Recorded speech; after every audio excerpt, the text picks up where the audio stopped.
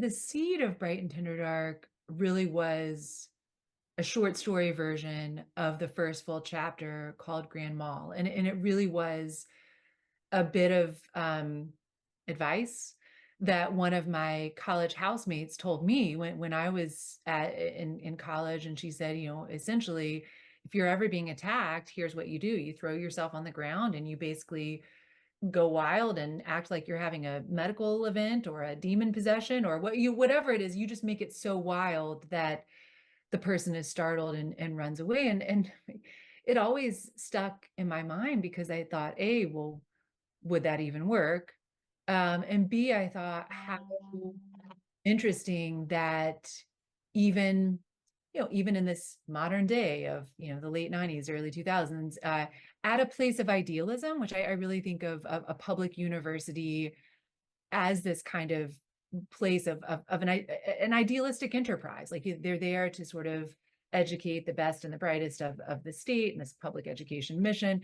Even in that place of idealism, young women are walking around trading that kind of tip. And so it just, that little seed bopped around in my head for a long time. And so then I wrote this story, a story version. So the story came out in Kenyon Review and then later in Best American Short Stories, way later. That was after I'd already sold the novel.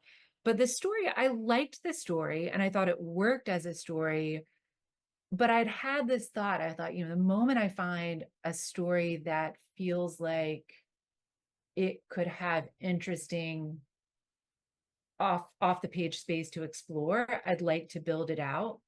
And that was really how I approached it. And I was very interested. I'm glad to hear what you said about structure.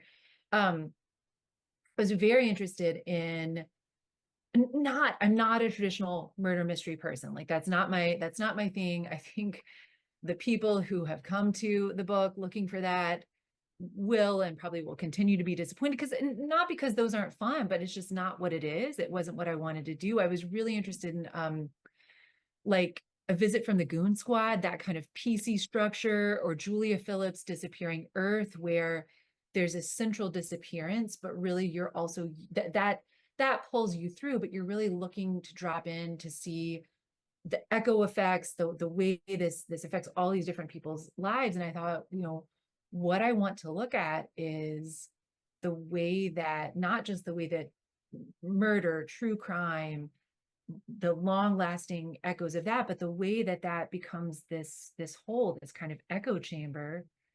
And then people are telling their stories into it. And especially in the early days of the internet, whether it's urban legend, Reddit threads,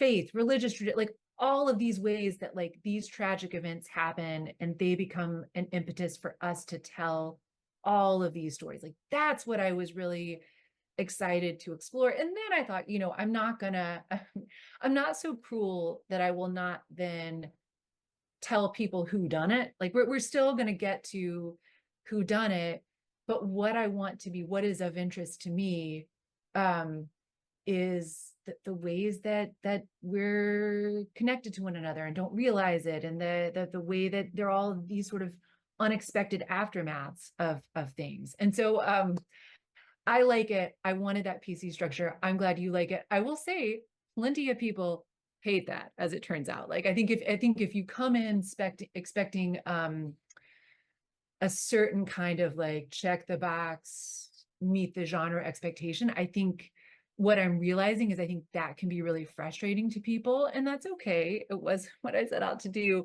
but it does make me happy when I can find the readers who can come to the book on its own terms and like really enjoy that. That really thrills me.